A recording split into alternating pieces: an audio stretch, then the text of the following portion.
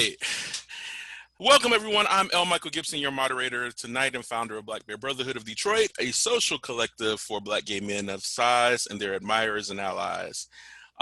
We like to open by thanking our co-hosts, Onyx Great Lakes, LGBT Detroit, Adodi Detroit, and know that today's event is part of a national week of action sponsored by the Counter Narrative Project, or CNP now, as they're rebranding and being known as.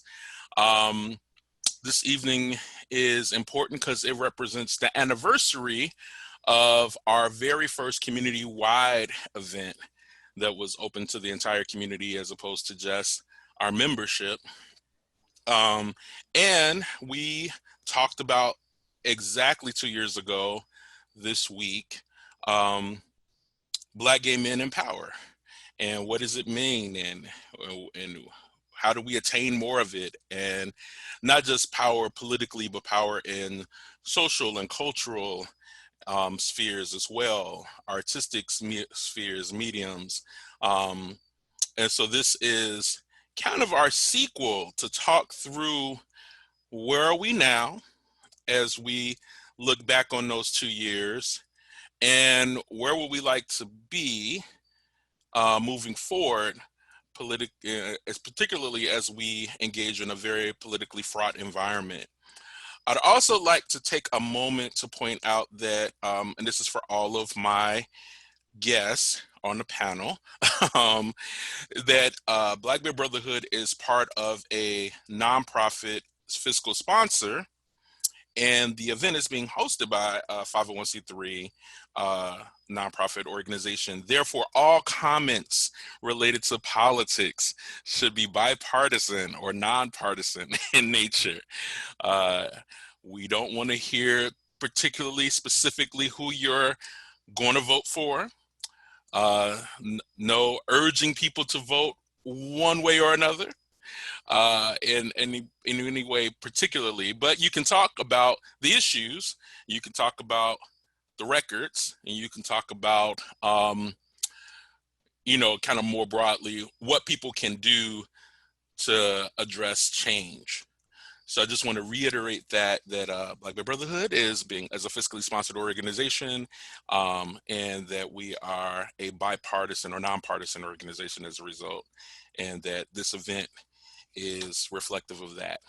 Now that I've taken care of that housekeeping, if any of you on here need to step away, just put yourself on mute and turn off your camera so we don't have to see what else is going on. We ask that people who are not part of our panel put themselves on mute until the Q&A portion of our discussion, and we will have a Q&A portion in which I will shut up and we will invite other conversation. Why don't we take a moment and just start by asking you to please introduce yourselves, gentlemen, your name, your affiliation, and tell us what attracted you to today's topic of Black Gay Men in Power, Part 2. Where do we go from here?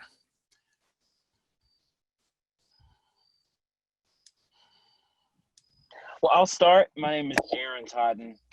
I do serve as a social outreach coordinator, legislative advocacy specialist at LGBT Detroit, and now field director for the voter engagement and voter education program Pride Decides 2020. For those of you who don't know, LGBT Detroit is North America's largest African-American found and led LGBT nonprofit, sitting on the west side of Detroit.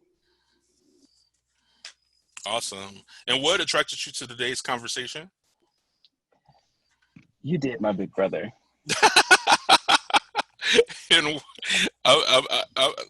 what way? Let's just in case there's anybody who's I feel this is an important conversation to have as we are coming nationally to a crossroad. Literally, we have we've taken some losses over the past couple of weeks. We've had a loss in the Supreme Court, and so we need to have these kinds of conversations to figure out where we're going. As again I stated, we're standing at a crossroad, leading up to November 3rd. And I firmly believe that maybe 20 years from now, our nieces and nephews and maybe children will ask, where were you and what were you doing um, in 2020 leading up to the November 3rd election? And so I want to be able to say that I was on the right side of things. All right. Next up.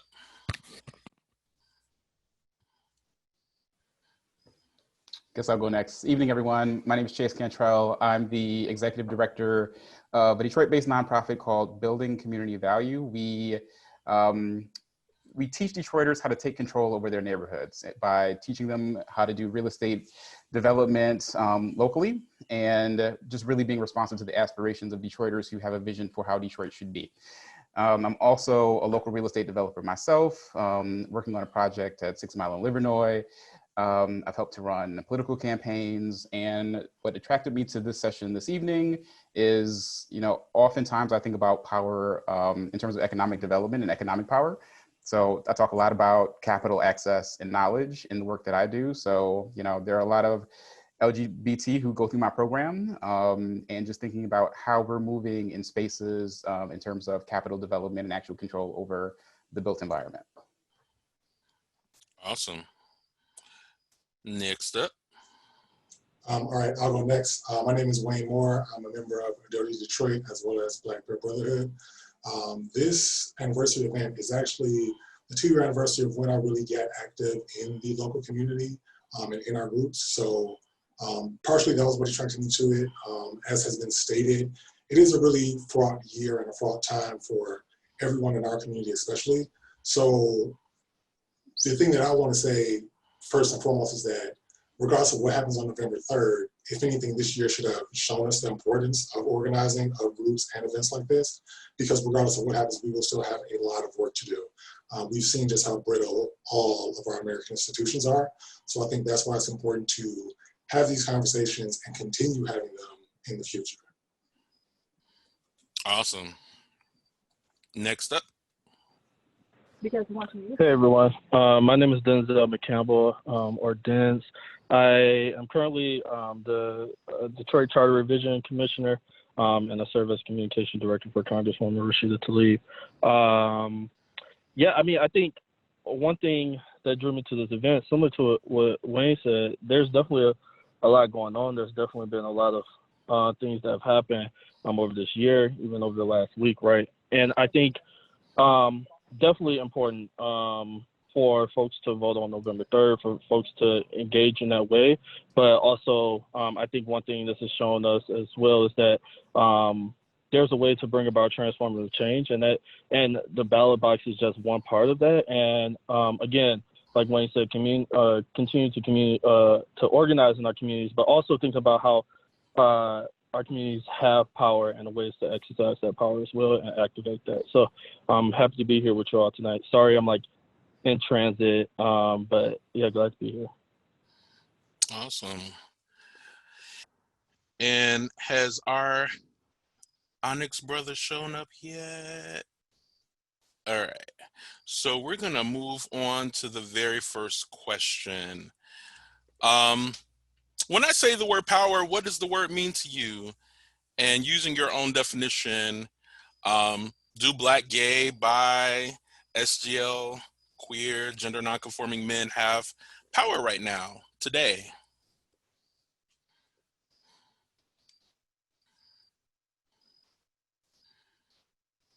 And I can name names. So before you name names, we had an event last night and it's funny you posed that question. We had an event last night with Lieutenant Governor Garland Gilchrist, and he said something very interesting that I thought was amazing. He said, as it relates to power and defining power, and I'm going to try and paraphrase here. Power is an energy, and it is neither created nor destroyed. Everyone has power. It's a matter of realizing that power. And so I think that we as Black gay men, some of us have a power that is yet to be realized. And once it is realized, then it is exercised. And so I think once we get to that point, we will begin to see some change. Okay. Other folks, thoughts? Chase or Wayne? I'll jump in. So I think the power is the ability to have control of your own destiny, your own autonomy, and also the power to have control over your community. So I think, thinking about even those who are on this panel today are Black gay men who are exercising power in their own fields. In spaces that I move through, I see a lot of queer men who are quietly exercising power, who are not necessarily identifying themselves, but who are, in their prospective work, doing important things for their communities. But I think collectively, there's still work to do about defining collective power for ourselves and being more visible in the power that we yield. Awesome. Yeah, and I will agree with what both Chase and Jaron said. Power, first and foremost, is personal. It's about realizing your own internal power. And what you do with that, what that's for, is creating the life that you want to live. And like for me personally, there are things that I want for myself. There are things that I want for my family, for my community. So, my power is, how do I exercise that? How do I present forth the best version of myself to make those things happen? And, we all do that in myriad ways. That is economic, that's political, that's social, that's all of those things. And the challenge is to figure out how best to allocate those resources to achieve our greatest outcomes. Did anyone else want to weigh in on this before we go to the next question?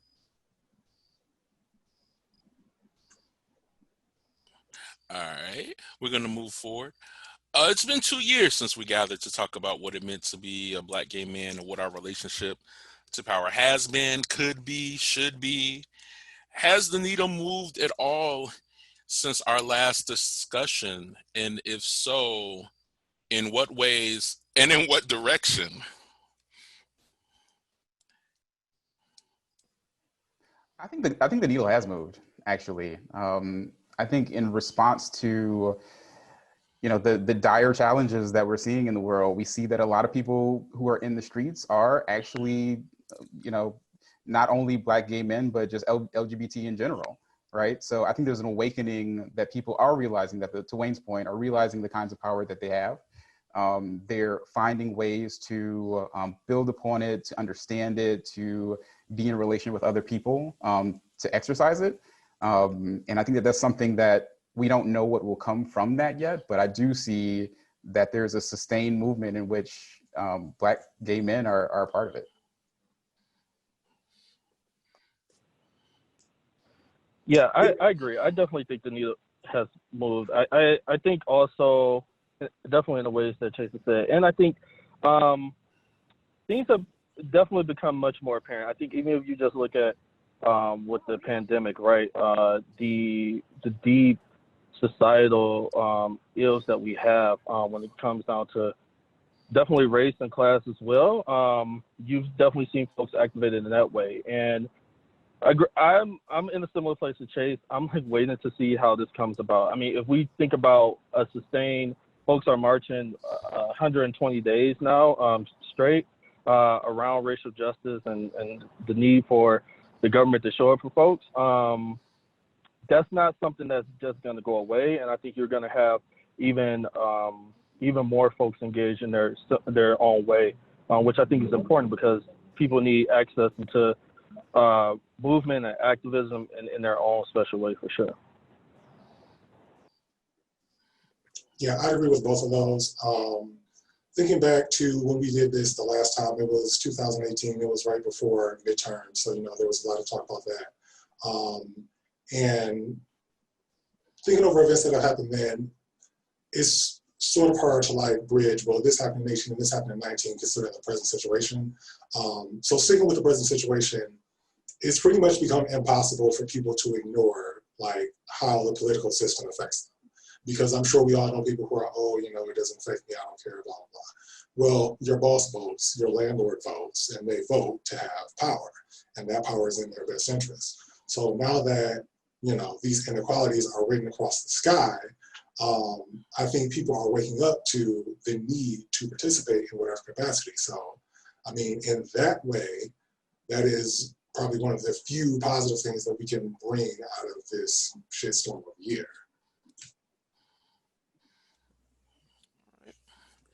Others thoughts? And for those of you who are joining in, just make sure you stay on mute, and we have Q&A after our panel discussion. And just so you all also know, I've been behind the scenes because we've had about 4 or 5 people register while y'all were talking. I love us. We have a couple of people here on the call who are on the Zoom who ran for public office. I'm actually going to spitball this on the fly because I didn't write this particular question. We have a couple of people who ran for public office who are identified as Black gay men or Black SGL men.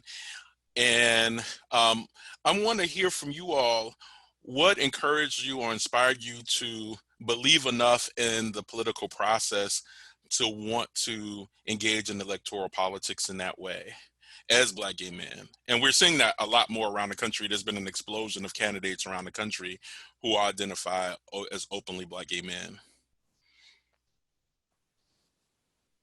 That's interesting. So for me, it's interesting that Brother Totten mentioned Garland Gilchrist earlier. So I was on his campaign when he ran for city clerk. And that was actually the first real campaign that I had participated in. And I invested a year. No one, Garland didn't even know. No one knew on that campaign how much time we would spend. But we all raised our hands and we were like, yeah, this is just the right thing to do. And then a year later, it's like, wow, that was like every day. But that was 2017. So at the end of 2017, he lost by, a little over 1,000 votes. And I had learned a lot. Right, I had learned how to run a campaign. We had raised $200,000. It's like, okay, this is something that's doable.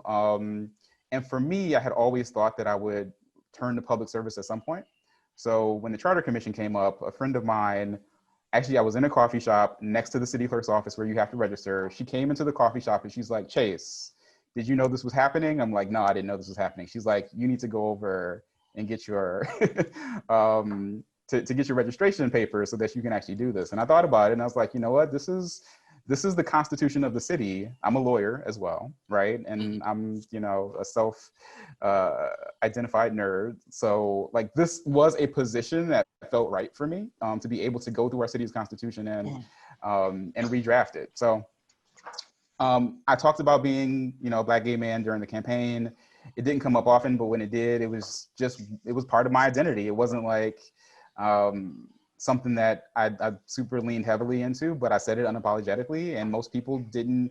Actually, no one ever questioned me on it. They were just like, okay, So I think if I were to ever run again, or when I run again, perhaps it would be the same, right? That would just is part of my identity. That there's no reason not to talk about it. Denzel, you want to take a shot at this as well? Yeah. Chase and I both ran for Detroit Charter Revision Commission.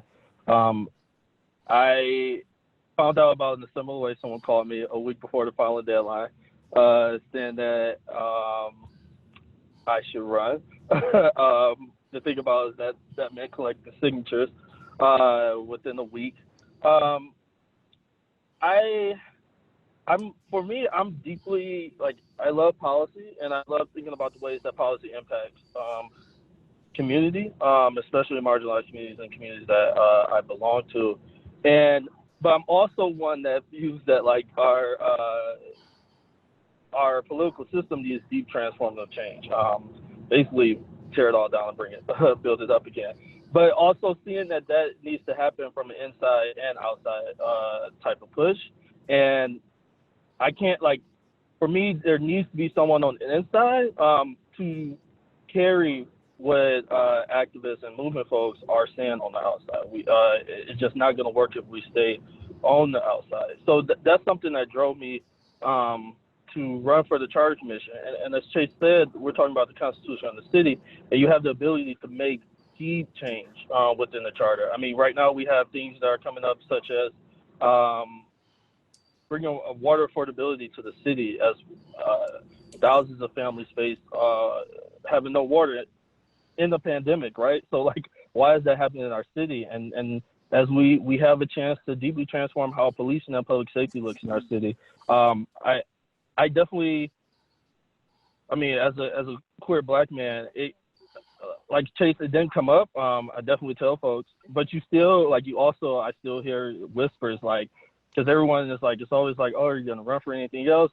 But you still hear whispers like, oh, he wouldn't win in the city of Detroit. I'm like, but I'm currently on the commission. I didn't win the election, but there was a resignation and I was appointed to it because I was the next vote getter. But you still hear those things, so I think it's even more important for us to run, for us to be politically involved, and to really show up for the folks we share community with. And if I can just like follow up quickly, Sure.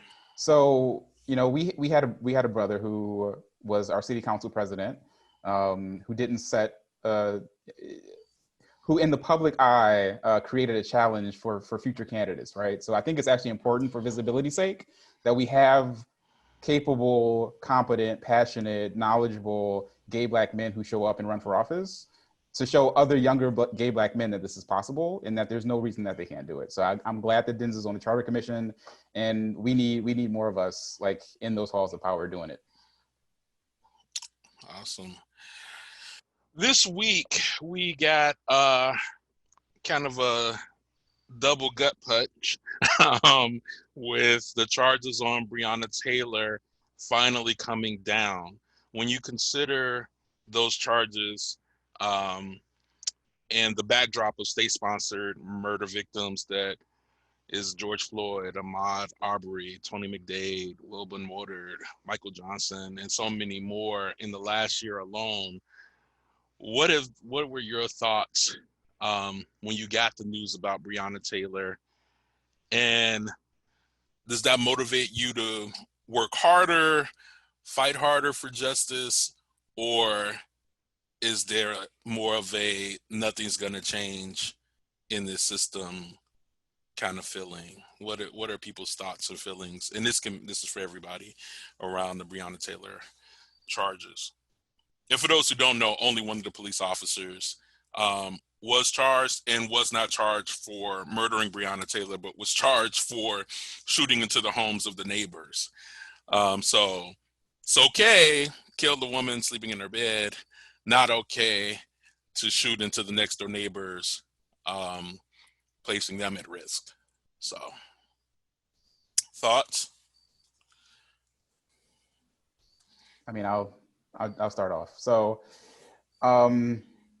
a journalist called me today to ask me about a number of things, and one of the things was this.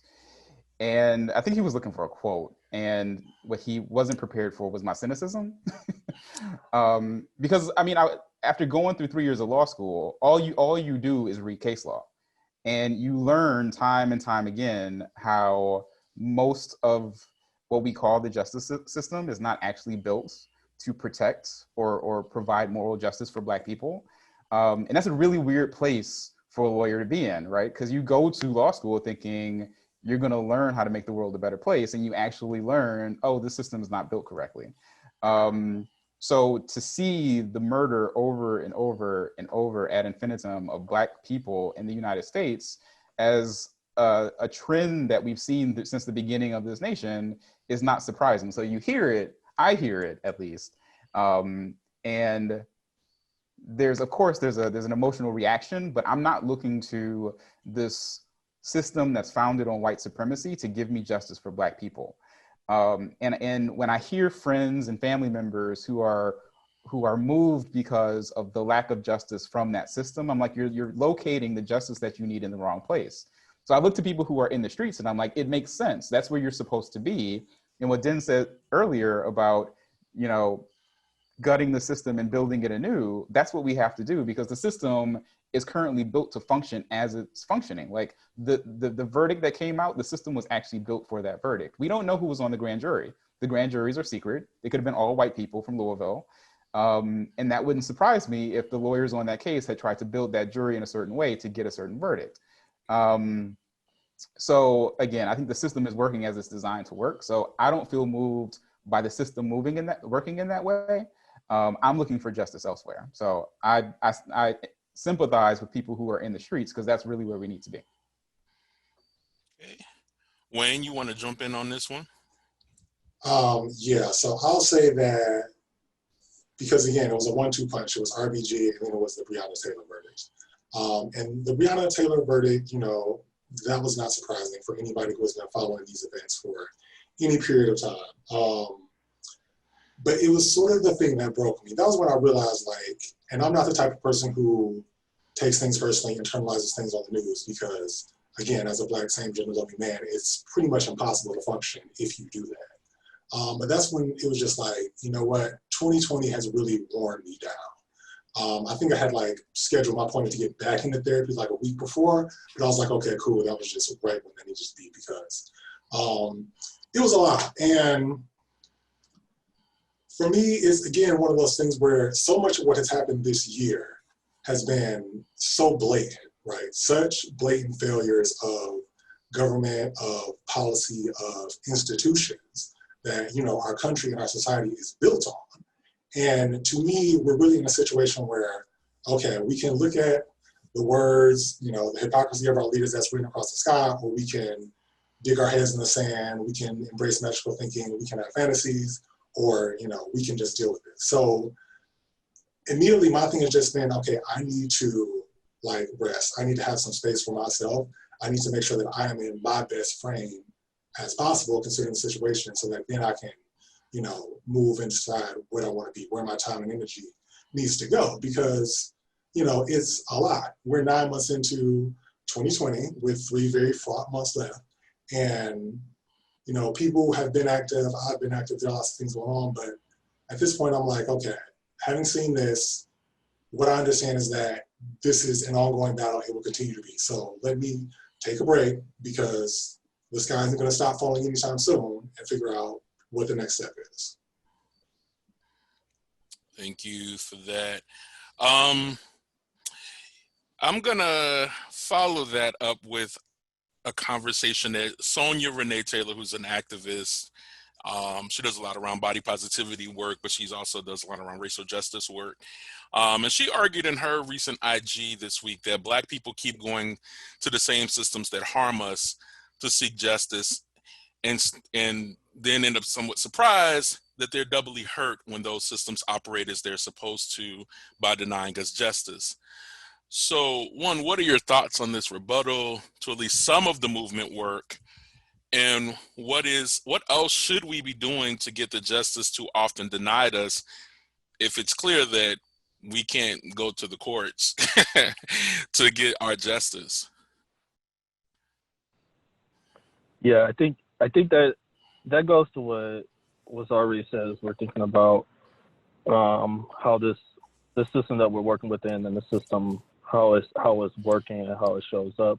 I think I mean, I agree. We constantly, like, we're going to the system that, you know, cops murdered Breonna Taylor.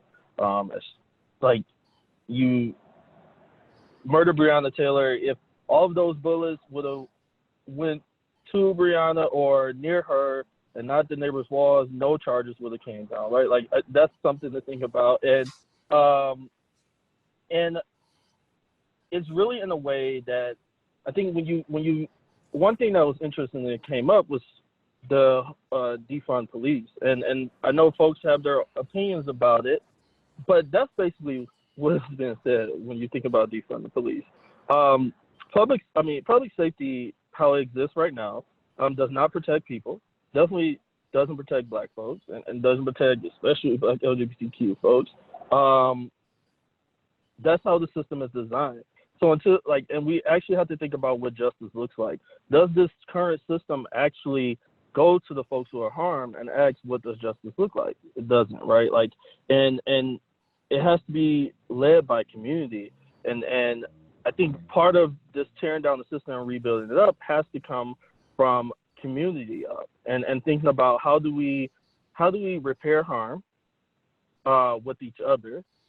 How do we get rid, I don't even say how do we hold the state accountable for state-sanctioned violence, but how do we get rid of state-sanctioned violence, right? Because to come to a place that we're okay with any bit of state-sanctioned violence puts us at a bad place place to start with at first. So I think part of it, to your question, is that we have to think about engaging people on our blocks, like people that we hang out with, people that we may worship with, all of that, to think about how does public safety truly look like for each one of us. Because I bet if you sit down and have that conversation that we have with BYP 100 Detroit, you'll get a whole different way and makeup of our society and the way that we handle harm and bring justice about for folks. So to follow up with that a little bit, so Denz, there is, to my knowledge, maybe there's certainly one city council member in Detroit who's thinking about this. Maybe there's more, but to the point of talking with our neighbors, to talking to our community members, a lot of people can't conceive of a world without police, like especially a lot of our elders. I think a lot of our generation, we're not even at defund police. Some of us are at abolish police, right? So to your point of getting rid of state sanctioned violence, but if we talk to our parents and grandparents, they're like, listen, when I call 911, I want somebody to show up. So there's also a generational gap between how we perceive of safety. But what's interesting is that in community meetings, if you ask people, and this happened actually earlier in February, here in Detroit, some of our city council members tried to do a participatory budgeting process, or starting it. And safety was a category, and we were asking, what is safety? And people talked about blight reduction and getting rid of like dangerous houses. It wasn't calling the police. There were all these other things that people were thinking of in terms of the bucket of safety, which impacts the way our communities look and feel, and some of the dangers that are existing. So it really is a robust conversation that needs to happen at the community level.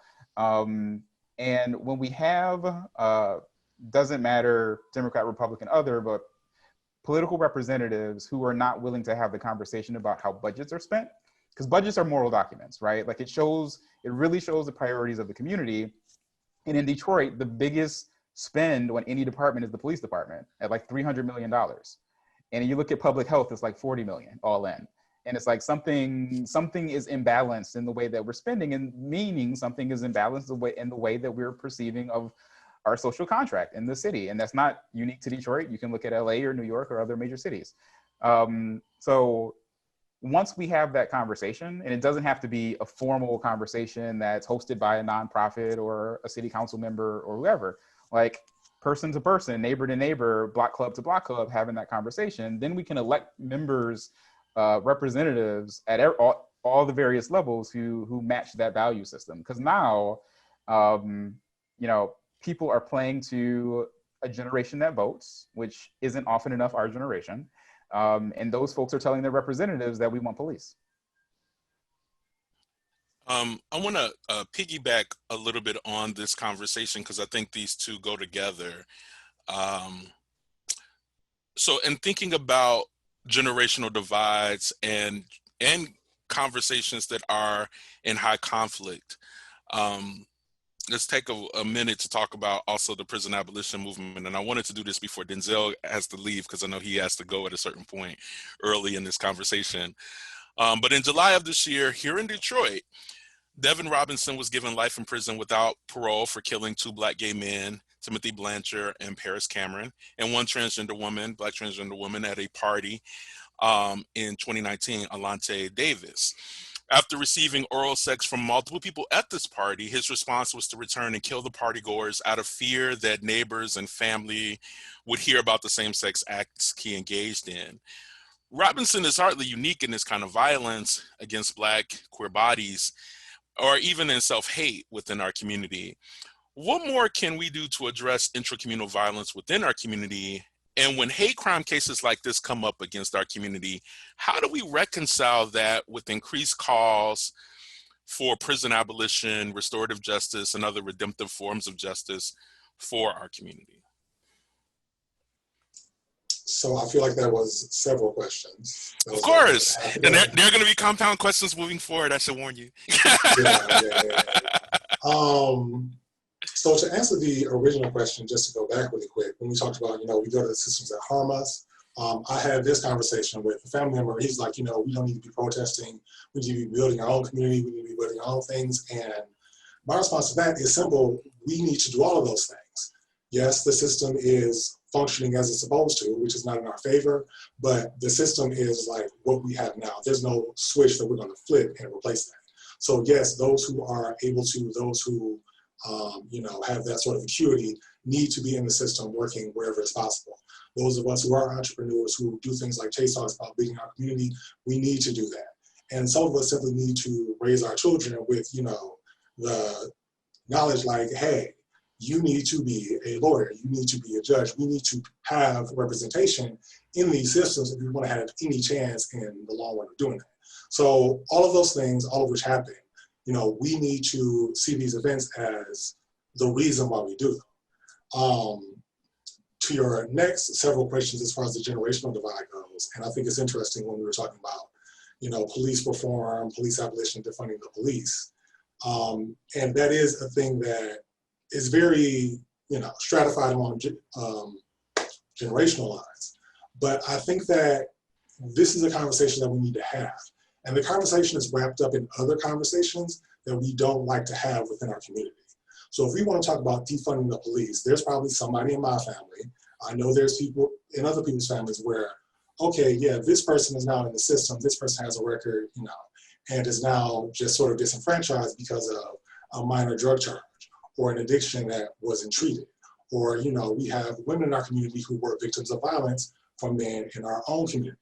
These are not things that our people are talking about, but we have to talk about these internal issues, talk about external things. Because for me, defunding the police sounds like, you know what, let the police do violent crime, right? That's what you're sort of trained for, that's what you're good at, you do that. When it comes to mental health, substance abuse, there are other people who are much better at that. So that big, however many millions of billions of dollars the police get in every major city, if you took a quarter of that and sent that to mental health, substance treatment, community engagement, we will live in a very different world. So that's the argument that I make to elders in the community, and that is how I think we need to start dealing with some of these acute issues, right? Because they're not just Black issues, but they're more acute in our community, and bring about that systemic change and get on the same page as a community. Awesome. Denzel, do you want to weigh in on this? Yeah, I think that's when we're thinking about prison abolition, that's a key question that comes up, right? Like how, what do we do to folks that cause like deep harm to folks in our community, right? And I think, I agree that it's like, one thing I want to stress is that like, when folks are talking about prison abolition, when they're talking about the abolition of police, it's not just to say tomorrow we're just going to be without prisons and police, right? It's definitely not, or even next year, but it's actually getting into the framework and mindset that the way that police and prisons and this legal system exists today does not work for us. So what is the pathway towards what does true public safety and showing up for each other actually looks like? And then when we think about, and that may be it's different paths to get there. You may say that, yeah, some of these reforms have to be in place to create safe houses for our folks on the way towards that ultimate goal we have. But I also think about, similar to what I said before, is when we see these things happen and folks are harmed and killed, especially in the LGBTQ community, does our current criminal justice or the justice system, or whatever you want to call it, the legal system, does it actually prevent further harm from happening to our communities? And most oftentimes, although you may take an individual person, the homophobia and transphobia is still there in communities.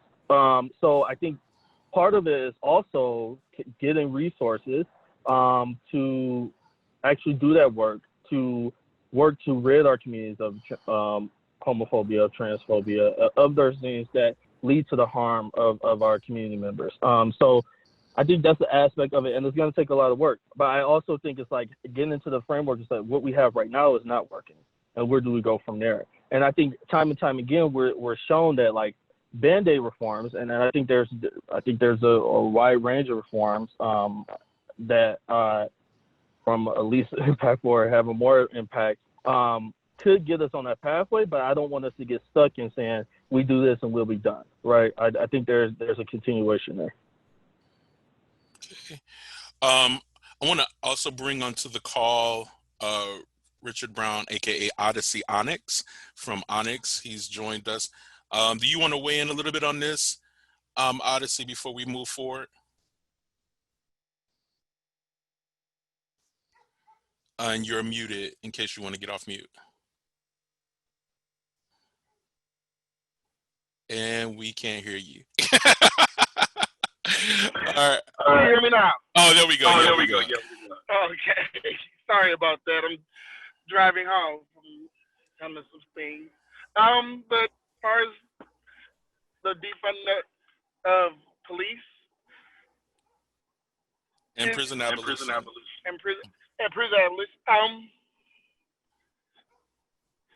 Yeah, I do think that there's ways that we can, like, I'm sorry, I didn't catch who was saying it, but Denzel. moving money for as like into mental health and more social workers, and letting police actually deal with, you know, hard, violent crimes instead of. I think that would help us a lot. But I mean, we have a lot of work to do within our own communities to get there. Okay. I'm gonna move forward unless anyone else wants to weigh any more on that question. Sticking. Go ahead, Chase. Yeah, I'll jump in real quick. So I think Den's spoke to this a bit. One, this is all forward thinking, right? Like nothing's going to happen overnight, but the idea of whether our current prison system is retribution, are we seeking revenge on the people who have done harm to communities, or is it actually rehabilitation? Are we actually seeking to change the way these people that people behave who move into the system and come back into community, right? And we don't have a rehabilitative system. We have a retribution system. So this is why I enjoy the idea of restorative justice, because not only are we thinking through what happens to the person who has done harm, how are we changing behaviors, how are we actually preventing the harm from happening again over and over and over, because that's what ends up happening. But also for the people who have been harmed, the families who have been harmed, sending someone to prison often does not in fact actually heal the trauma that has happened for the harmed person or their families, right? So the restorative justice process actually seeks to heal both sides, the person who has harmed and who has been harmed. And I don't think that we think through that enough in our communities from a really holistic perspective of how we heal not just a person, but the full community, because it's the full community who's been harmed. There are some interesting organizations in the US who are thinking more about that. Designing Justice is one of them, which is doing a great project here in Detroit on restorative justice. But again, these are the kinds of conversations that we have to have with folks in our communities, especially in a community like Detroit, where there is a lot of harm, right? There are a lot of zip codes where the trauma is generational. I mean, the kinds of things that are happening in our communities over and over again are not being healed, and we're not putting the resources in. Again, back to budgets being moral documents, we're not putting the resources in to actually think about how we restore communities. We're actually sending people off to a place where we no longer see them, out of sight, out of mind, forgetting that they will come back, right? So the harm, the trauma that has remained in the community has not been healed. Someone goes off to the system. They are in fact traumatized within the prison system itself. Sometimes their behavior becomes even more destructive. They come back into community and the cycle repeats. So like Den said, what we're doing now is not working. And we really have to have representatives who are thinking in this way about how we heal, not how we seek retribution on people who harm. Okay. And yeah, if I can just jump in after Chase yet again really quickly. I think you said several important things. You talked about trauma in the community. You talked about healing the people who are victims as well as the victimizers. And I think that's something that we need to be aware of when we talk about, you know, prison abolition and police reform. Because again, this is generational trauma in our communities that we're talking about. And there are studies that show that, you know, after the crack epidemic and things like that in the 90s, when you had large incarcerated populations of Black men, those who did get released were released back into communities with very few options and, you know, a culture and a mindset that had adapted to being in prison. And that much of the violence in our communities was because you had our men come back into these communities with a very maladjusted worldview. So again, we have to talk about, as Denzel said, a whole new structure, right? We have to heal our people. We have to be prepared to heal our people who are coming back if that's something that we want to do. And, you know, again, these are the things that we need to talk about. We need to be able to say names and say this cousin, this brother, this uncle, you know, went in, what was happening. This sister, this daughter was victimized, and this is what happened. We need to put names and faces to these situations, especially when we're talking with our elders, you know, so that we understand what it is that we're really up against. Because this will be hard work, you know. It will be incredibly hard for myriad reasons, but yeah, I just wanted to point that out because you mentioned it, but I wanted to put a point on it. Oh, no, thank you. Loving the robustness of this conversation. This is the last question around violence. And this was a particularly violent year, so it goes to show how much we needed to have that conversation. While there may be questions about whether Black gay men hold any political power or how much, we know Black transgender individuals hold even less. This year's surpassed last year for the most transgender deaths in just 7 months. Most recently, Aja Raquel Roan Spears, age 33, was stabbed to death in Portland, Oregon, while attending a vigil for murder victim Tyrell Penny. Roan Spears became at least the 28th transgender person murdered this year. The National Center for Transgender Equality's most recent U.S. transgender survey, which included 28,000 respondents, nearly half, 47% of all Black respondents reported being denied equal treatment, verbally harassed, and or physically attacked in the previous year because of being transgender. Nearly 1 in 10 were physically attacked in the past year because of being transgender. Black transgender women are more likely to be physically attacked and when compared to Black non-binary people and transgender men.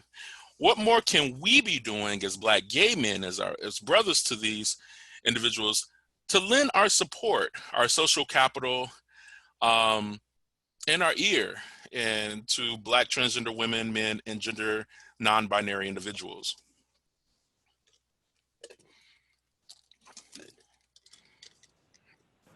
I'll go first. I think there's a couple of things, right? I think one, we have to have deep conversation and think about how and where transphobia shows up in our communities, right? And do the work to rid our communities of that, and to really show up in a way that when we're thinking about our work, when we're thinking about conversations and the things that we're doing in communities, and when we're thinking about policies, is that we have to craft them with the most vulnerable folks in mind. And in this situation, we're talking about Black trans women. We have to be thinking and educating ourselves, and also having folks at the table, having Black trans women at the table, to think about what is needed and how do we rid our communities of these harms, right? And I think when we start off in that place, and then think about an intersectional way, and the way that all these things are intertwined, like, and how these, like, if you think about Black trans women, how you're talking about violence in the community, but also violence through policies, and you think about how, like, I know this is nonpartisan, but so I'll just say how the administration recently stripped protections for trans folks in healthcare, right? So all of these things are happening, and it's important to recognize that they're happening and also use the power that we have in our communities to speak up about it and impact change. Awesome. I piggyback. I piggyback. Most definitely. We, especially as Black gay man, I feel, because I always joke that I've been raised my second adult life by 2 trans women, so I have a very big place in my heart for them. But um, stand in that gap, be that voice for them in the rooms where they're not at, and then also creating space in the rooms where they're not at, and make them be there. When people try to make sure they're not there, we make room for them. Make sure they're heard. Okay. Anyone else want to tackle this? I'll jump in. So I agree with everything that Denzel and Richard said, but beyond policy, beyond seats at tables, there's also really a social inclusion aspect, and I think of the economic point of can a trans person get a job? Is that job stable? Can they be welcomed into the workplace? Because oftentimes, because of social isolation, they're forced into types of work and modes of survival that allow them to be preyed upon by authorities like police, to be cycled through our justice system, which we talked at the top is not true justice. So in fact, they're criminalized, and they're criminalized and they're isolated in many ways. So I mean, in thinking about the power that Black gay men, Black queer men, Black SGL men have, a lot of us are in positions to hire folk, right? Like, can we create safe spaces in economic positions to give people stability just in their life, right? Can they make enough money to have stable housing and have access to healthcare and have all of those things that otherwise in less welcoming environments they don't get? So, I mean, that's a place of privilege, but a lot of Black gay men are in those places where they can make that hiring decision. Awesome. Let's switch gears a little bit. Back in 1987 and in 1992, Black Harvard law professor Derek Bell had argued in his seminal works, Faces at the Bottom of the Well and We Are Not Saved, The Elusive Quest for Racial Justice, that racism in America would remain both center and permanent, despite our best efforts. It seems more folks are starting to agree with that belief, and following the footsteps of Marcus Garvey, talking about returning to Africa and Ghana. Ghana's taking advantage of it. They've opened their doors and said, come on over home, come back home, people. Though not LGBTQ people. And follow eventual Black expats like W.B. Du Bois and James Baldwin, Josephine Baker, Kwame Ture. Black folks are packing up and leaving the country for lands where anti-Blackness may still exist, but feels at least to be less insidious. Should we be packing it up and heading out? And what does that mean for Black gay men who are often the ones in the family who can't just pack it up and leave because of family obligations like elder care or niece and nephew care? Speak on that. So that's interesting. And again, that's several questions. My immediate instinct, I warned y'all, don't do all that. my immediate instinct is to say that, again, we need to do all of those, right? The people who are here and are invested in doing what is possible in America to fix our system need to do that. And those of us who have the wherewithal to pack up and go should do that, so that our people most specifically, can see that that is possible. The challenge with that is, again, we know Black people are not a monolith, so there's a great diversity of resources, ability within our community. So what we do not need is, our top 10% of our people to expat, and then the rest of us are that much worse off, right? In our community, we know all about disinvestment in our cities and our families, all of that. So we don't want that to be a self-inflicted wound, but yeah, I think there is room for that. Like, get up, go other places, right? Nothing expands your mind like travel. So I think that that's one thing that we can do. The second thing you said, I'm losing my train of thought. Around racism being both center and permanent, despite our best efforts. Right. So, I mean, I think 2020 has shown us in a lot of ways that America is a fundamentally racist country, right? Like, we have all of this state-sponsored violence against the Black body on TV in high definition, because we now all carry around high-definition video cameras, but this has been happening since 1619. It's not new. It's just presented in a slightly different way. And I think that part of the reason we had the visceral reaction to it that we did, speaking as a country, not just about Black people, is because we're in the middle of a pandemic. So people are at home. People can't go to the mall, can't go to movies, can't go to a restaurant. They don't have their usual distractions. Plus, they already have, again, systems failing, public health, all of that. So you're already pissed, and then you see an egregious murder on television. So yes, even if I'm Genevieve, privileged white woman, I'm like, well, damn, what the fuck? So I think that was a large part of, what that immediate reaction to these events was. And that is useful to a point. But I think that shows us that, yes, it's possible to change. But then we also have to consider that, there's been a backlash to that already, right? So, we want to make protests about violence against property when the protest is happening because there was violence against lives, right? State-sponsored violence. And there's a whole group of people who are very invested in, very dug into, whose fortunes depend upon, creating that opposite narrative. So yes, change is possible. Again, that will not be easy. Other thoughts? So change is possible, yes. But I don't think that it is possible working within the system that we have, right? Like I've always been of the belief that the only way we get true systemic change in America away from a system founded on white supremacy is through actual violence, right? Like, we think back to the Civil War, the question was Black freedom, right? And we saw the immediate white backlash after the so-called freedom that happened for Black people. I don't think that this system can move in that way. You can't, what's the saying, the Audre Lorde saying, you can't undo the master's house with the master's tools. Exactly. And that's what we're doing, right? Like we're becoming lawyers, we're becoming politicians, we're becoming judges, we're becoming economic development specialists. Like we're doing all the things, and we always have, right? There has always been a group of, I don't believe in the talent statistic, but I believe that there's inherent talent in Black people, and we have always been creative in the way that we are approaching problems in this country. And we've always been hopeful and optimistic, right? Like the idea, the very idea that we're here, that the system can change, that we can perfect America.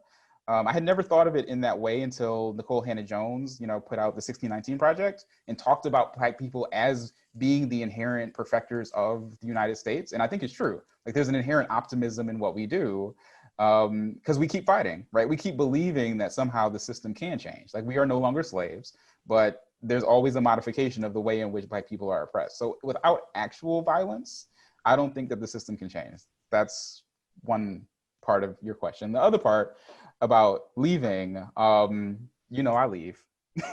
I leave and I come back, and I leave and I come back. And I've never felt more American, and I've seen this with other expats, like Baldwin writes about it, others have written about it. I've never felt more American than when I left America, because you can't get rid of it. Like it is naive to think that you are built in this culture, then you can go somewhere else and you just Black. Like you're not Black American, you just Black. No, you're still American, and you carry that culture with you. And thinking that we can show up in Ghana or Senegal, or wherever we go, without that Mexico, right? Without the weight that comes with being American, I think is naive. So I don't disagree with Wayne that those who can leave or who feel the impulse to leave, right? My best friend has built her entire adult life outside of the United States, and she's never coming back. So those who feel the impulse to leave should, but there should also be a concerted effort for those who can to build bridges across the diaspora. So it's not leaving just to escape, right? Like it's leaving to build cultures that go beyond borders, right? So that our Black brothers and sisters in Africa and the Caribbean and all over the world understand how our cultures connect, how our economies connect, how our power connects, and that we build on that. So even if we have some of our most talented who leave, if they're leaving in order to build those bridges, I think that's actually a healthy thing. Denzel, you want to weigh in on this one? No, I definitely, I don't have anything else to add, but I definitely agree that I don't think we will get to that systemic change without violence. But I don't want to, some folks other folks get taken aback by that. But I think Chase said it right, like in a way, like history shows us, and also in the way that like how white supremacy is deeply rooted to every aspect of this country. I mean globally, but if we're thinking about in the context of this country, it's gonna take some, I'll just leave it there. Okay. So since we're real radical, let me break back in and say, yeah, Chase made a very good point about when you do travel outside the country, you realize that you are like American, very much so. And, if we leave, then we take our Americanness with us, right? We, as Black people, we still take our capitalism, our sexism, our patriarchy, all of those things with us, which they already have more than enough of because colonization was a thing for a very long time. So, I mean, if we want to talk about breaking down systems, then we might need to include capitalism on one of those systems, right?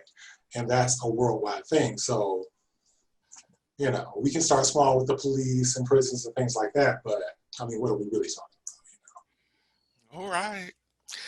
So for those who do stay and can't simply get up and go, should things continue to spiral to something worse, as has recently been suggested by the Netflix documentary, The Social Dilemma, where the possibility of a coming civil war was bandied about explicitly, what should be the plan of both individual and community solidarity for protection? Does it look like trying to recreate the once all-Black utopias of the 19th and early 20th centuries, like Rosewood and Idlewild and Black Wall Street in Tulsa, as 19 Black families are trying to do in Georgia right now through their recent purchase of 97 acres of land to create a safe space? Like calls to bring back the Deacons of Defense and renewed Black gun ownership and self-defense. What do we do to protect ourselves and our communities from what may be an oncoming onslaught of more racism and violence against us? Not to mention homophobia. Yeah, I think one thing I would say, like Wayne is absolutely right in a way that part of this work when we're thinking about racial justice has to be definitely through an anti-capitalist lens. And that brings me to the point to answer your question. I actually think in a way, if we're gonna bring about that change and that systemic change that we're talking about, I think it also has to be a multiracial, multi-class type of approach, right? I think there has to be organizing across race, because we also see in a way that white supremacy impacts definitely other peoples of color, but we also see how white supremacy impacts poor white folks.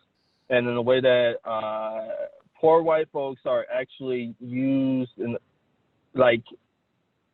to further white supremacy, of course, but also I'm just thinking about areas in Metro Detroit how are just as, when you think about economically, struggling, right? But also still have white privilege. I'm not about to take that away. But I think it's going to take a multicultural, multiracial approach and organizing. And yeah, back to, I agree with it.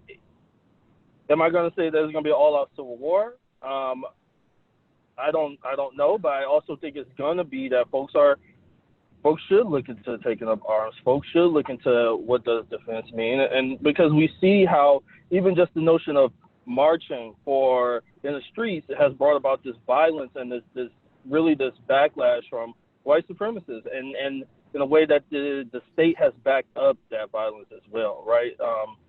And they're in the street because of state-sanctioned violence. So I think that cycle, as we see it, says that we're going to have to have community defense. We're going to have to be thinking about that in a strategic way. Other people's thoughts on this?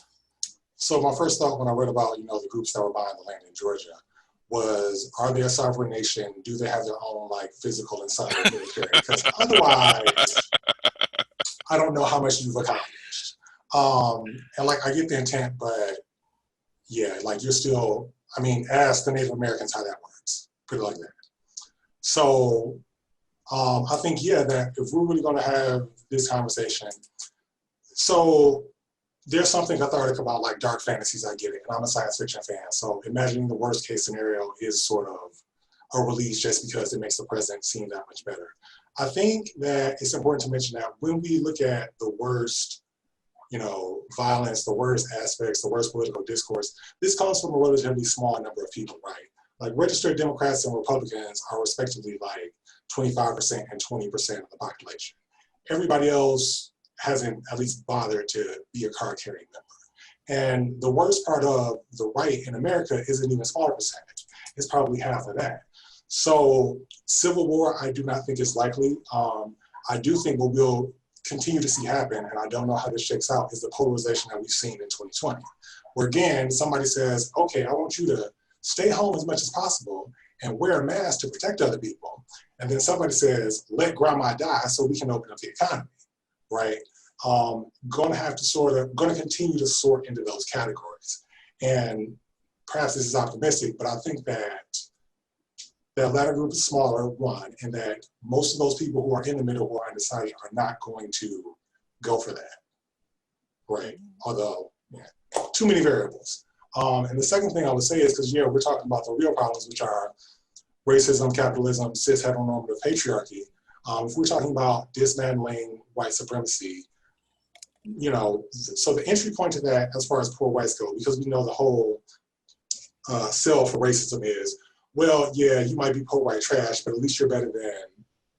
So I think we will find out on November 3rd if we can count on white women who are victims of the patriarchy, even if not the white supremacy, to see if that's going to be like a multiracial, multi-gender sort of thing.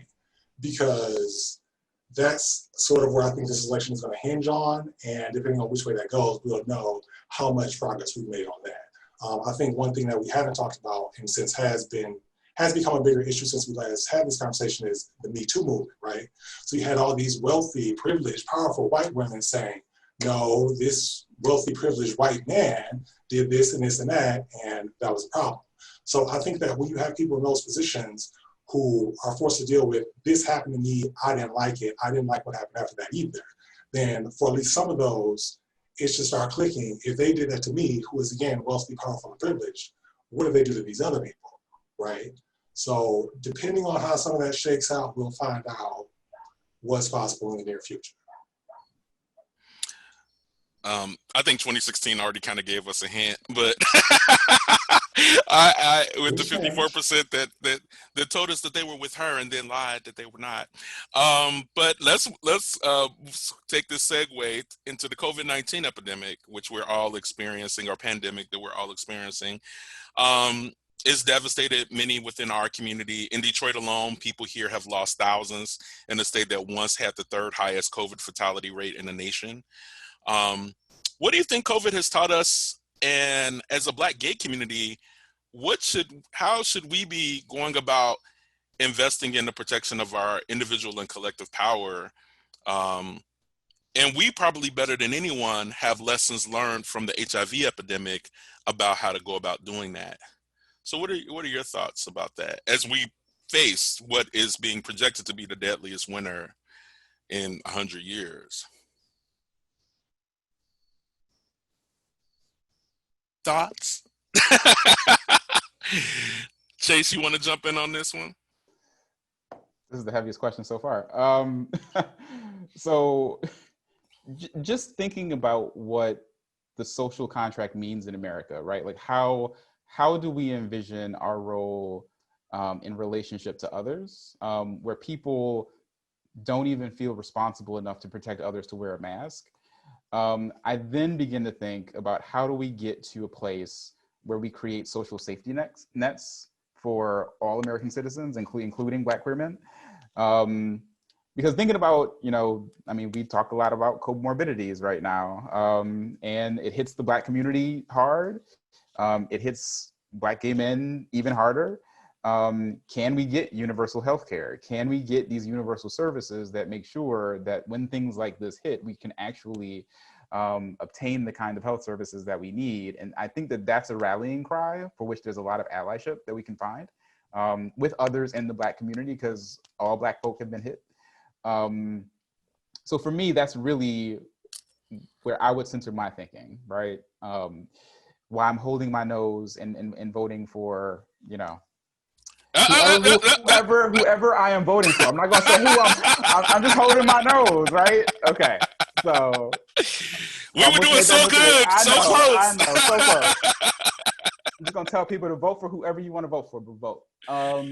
But yeah, so that's what I'm thinking of. Like, how do we make sure whoever is in the seats of power in Congress and in the presidency actually can be pushed to create the kinds of systems. I mean, we can talk about socialism, and it's a bad word in the United States, but honestly, it's again reflective of how we care for one another. And I think that's what we need to demand. I'm here for social democracy myself, but yes. Anyone else want to talk through COVID? I think also, like, I think that also brings up, I mean, like, being Current Home Police communication director, it was interesting to see how Congress went through, like, responding to COVID-19, right? And it was interesting in a way because there was a point in time where you could tell that they were willing to do anything to respond to this, right? I mean, that before I didn't think that they would have any political will to even send the $1,200 check, even though it should have been recurring, it should have been monthly, and they still haven't sent another one. We're still in the middle of a pandemic. But what all this showed to me was that all of the shit that they were saying before was not real, right? Because they constantly come to us and say, we can't do this, we can't afford that, we can't do this, oh, we got to look out for these folks first, so that's not possible. But they did it within 2 weeks, and they especially did it for corporations, right? The programs that were designed for small businesses didn't actually go to small businesses, right? So it's like all of these things that I think, to wrap that up, COVID-19 and the pandemic continues to show that, like, one, our elected leaders have the wrong values and the wrong priorities in place, right? But two, the things that we know that our communities need and the folks that we're continuously fighting for is actually possible. We knew that they were possible. It's also, like I talked about before, creating those safe houses to the liberation and the transformation that we need. We know that those are possible as well. We know it's possible to have recurring payments to folks. We know it's possible to have universal basic income. We know it's possible to have universal health care. So it's one thing, like, through all of this devastation, we're also seeing all of these societal ills come to fruition, like bring to a head, but we're also seeing that there's possibility in things and that there are folks that are standing away from us getting that for our communities. Awesome. For that question, I would probably go a little bit smaller when we talk about our community. And, you know, this is something that's been talked about a lot. People like checking on your friends, checking on your family. I think we need to continue to do that, right? And a check-in, and I've like posted this on Instagram at one point, but, you know, oh, hey, how are you? I'm checking in on you. It's cool. That's not necessarily worth a lot all the time.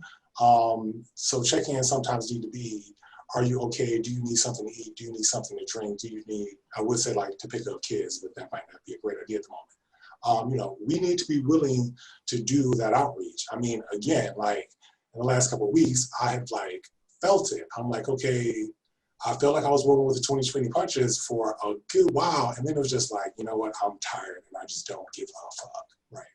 I'm supposed to log back into work after this. I don't know if I'm going to. So, like, as a community, especially when our community is small, we have our own issues, we need to, like, reach out to each other. We need to be there for each other, right? In ways that we probably would not do before, in ways that make us uncomfortable. I mean, yeah, so it's COVID, that's interesting, but, you know, people still have needs physically. So I've got my notifications on just on the very, very, very off chance that something that I'd be willing to risk life and limb for pops up, which is not. But then I have messages like, oh, hey, you know, when am I going to see you again? And I'm like,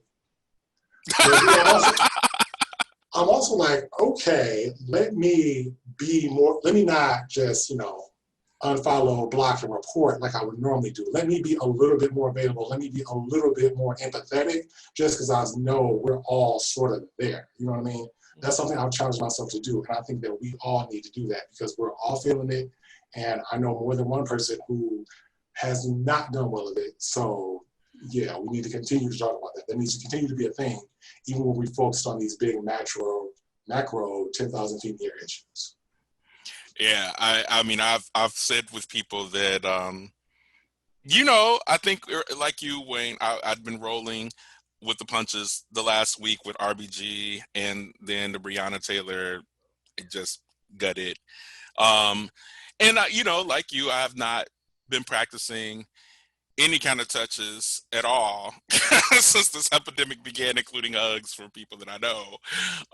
So the idea of like having sex with a stranger, I do kind of look at the phone when those questions come up from the apps, like, are you serious right now? Like, it's still a thing. Like, it didn't go away, it didn't stop. But I also, recognize that, compassionately, people need touch, and so like it's easy to judge, but people need human beings need touch, right? So, and I guess some people are willing to risk it for that touch. I'm gonna we I had like three questions, but I want to make sure that people have a chance to weigh in on the call, even though we started about 10 minutes late. If folks are willing to hang out for an extra 10 minutes, we can get some questions in from the community. But I want to switch gears to something a little bit more optimistic, a little bit more hopeful, because it's been a pretty dark conversation. Black gay men and Black queer folk are more visible than ever in my lifetime. I'm 45. I had never seen so many Black folk, queer folk in the media, and our stories seem to be granted more access.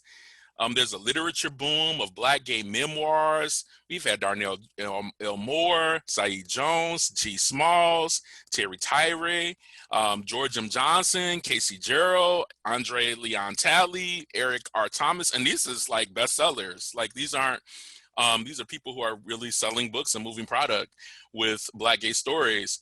We've seen Black gay stories get staged on and off Broadway with plays by Terrell Alvin McCraney, Jeremy O. Harris, Michael R. Jackson, who won the Pulitzer Prize this year as a Black gay man for, for Strange Loop. Robert O'Hara, who directed it as a Black gay man. And of course, we've had greater representation on TV shows like Pose and Sex Education, and special anthology episodes on Black Mirror's Striking Vipers. And of course, everybody's new fave, Lovecraft Country with Montrose and Sammy. How does all that representation make you feel? What do you think it means? And is it a step forward in having greater power over our public narratives?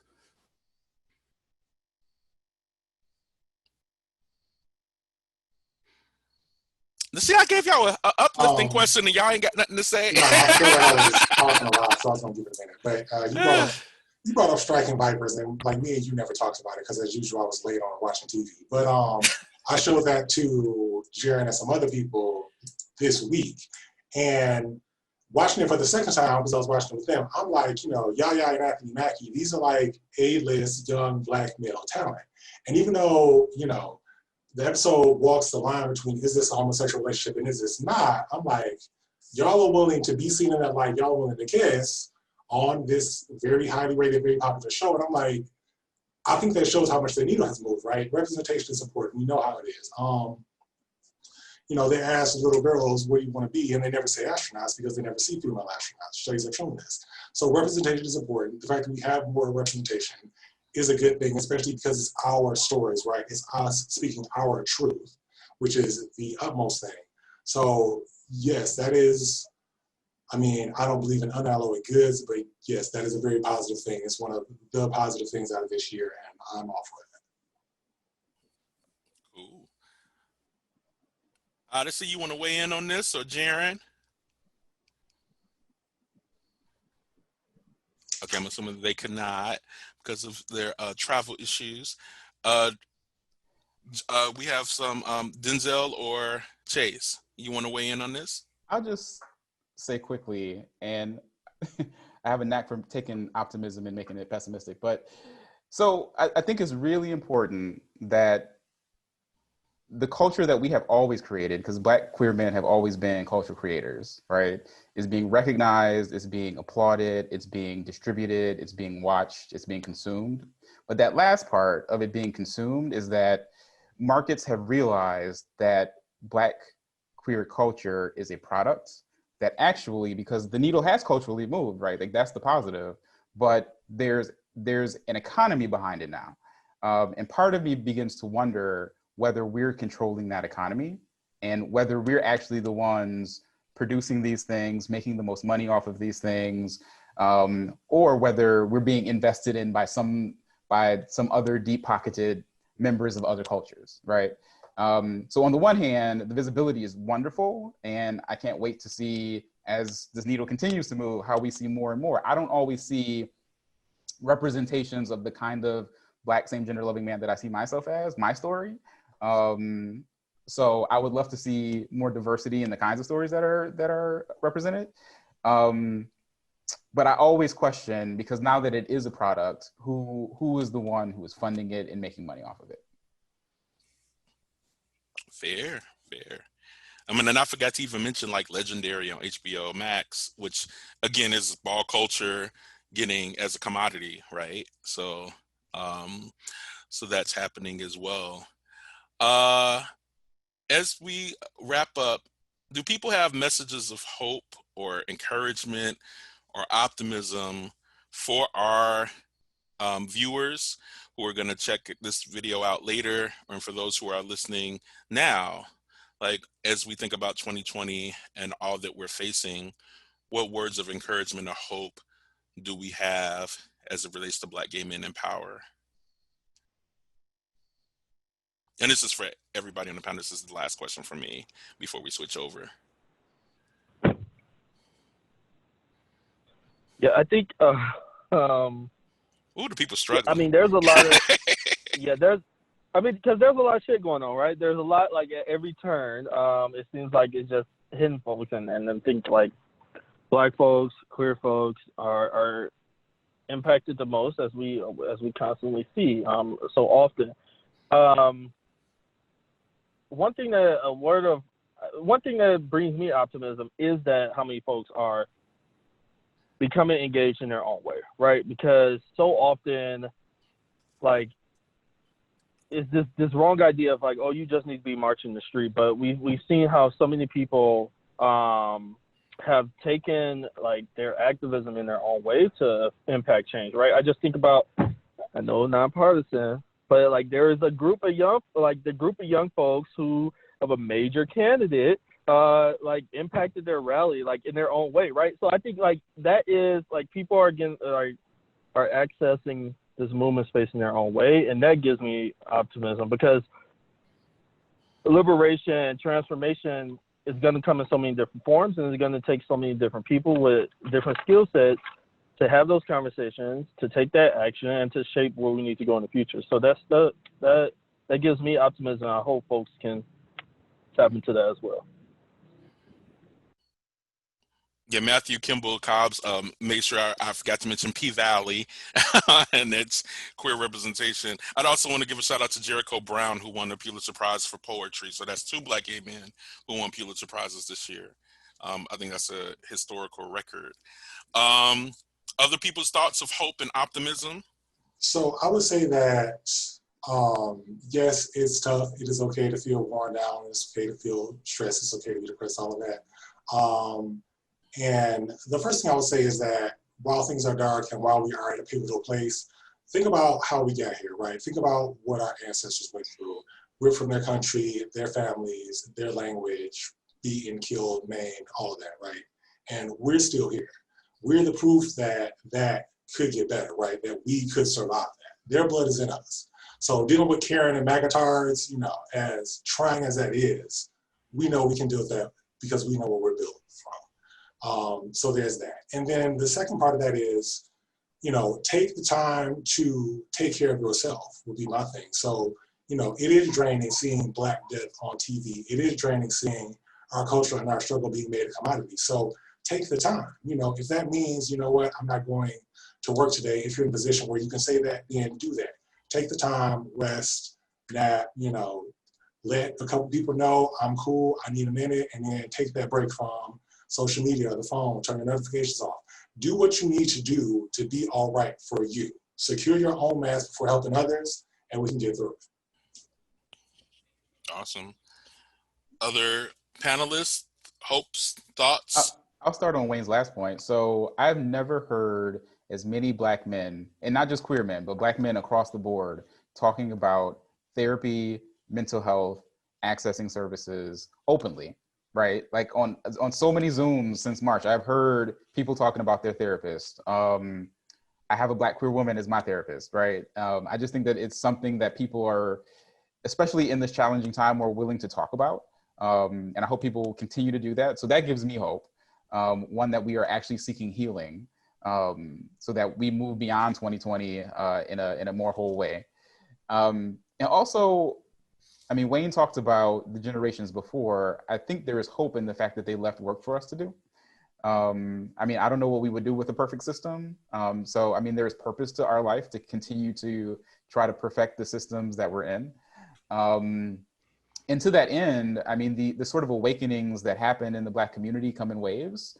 And for the younger generation, I mean, I'm 37, I'm looking at 20-year-olds who, like, this is their moment where they're coming to a consciousness about the way that the world works that will radically shift the way in which politics will be executed for decades, right? For a generation.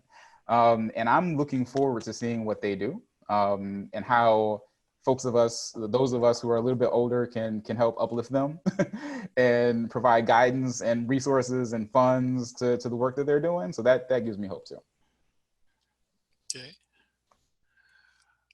Other brothers, I don't know if Odyssey or Jaren are able to talk, because I know that they were traveling. Do y'all have some closing hopeful comments for the panel before I speak? Can you hear me? Yeah, we can hear you. Yeah, we can hear you. Okay. Yeah, just to piggyback here, just the way that, like my generation and younger generations are really just rallying and not taking what's being told, what they're being told and what they're being seen, and just taking it. They're like, no, you're going to listen to what we have to say, regardless. And that gives me hope for a change for our future. All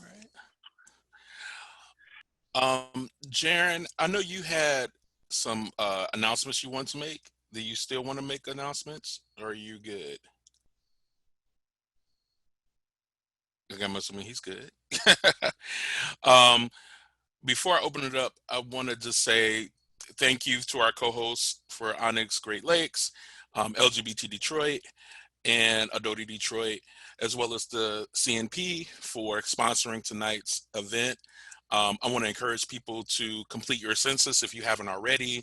Check your registration tonight to make sure you're still registered, that you haven't been purged from the roll. This week started the ability to be able to absentee vote to protect yourself from COVID-19. You can actually take that down to the county clerk if you're here in Detroit, or have someone drop it off for you if you don't trust the mail, which there's some issues obviously with the mail. And encourage people to vote, because this time, every time is important, but this time may be the most important in the last 40, 50 years. So I want to make sure people have an opportunity. I'm starting to get feedback. So if anybody has questions for the panel before we say goodnight, this is your opportunity to ask the panel something for anything you might want to ask.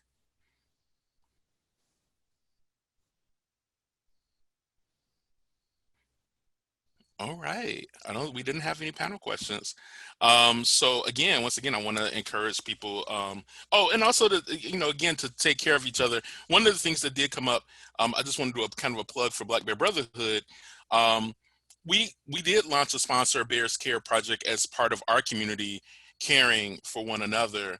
And, very few people took advantage of that. We actually have more people who were sponsors than we had people who were recipients. And while some of that might have been encouraging if we thought that people didn't have need, we found out later that there was actually some folks who had need, but did not feel comfortable articulating that need. So of course, while we continue to work on creating an environment where people feel safe to speak their need, I want to encourage people to be transparent, to not suffer in silence. I think that we're in an era in which PTSD and depression and anxiety are very normal to experience right now. Whatever you're experiencing right now around in the world that we're living in is normal.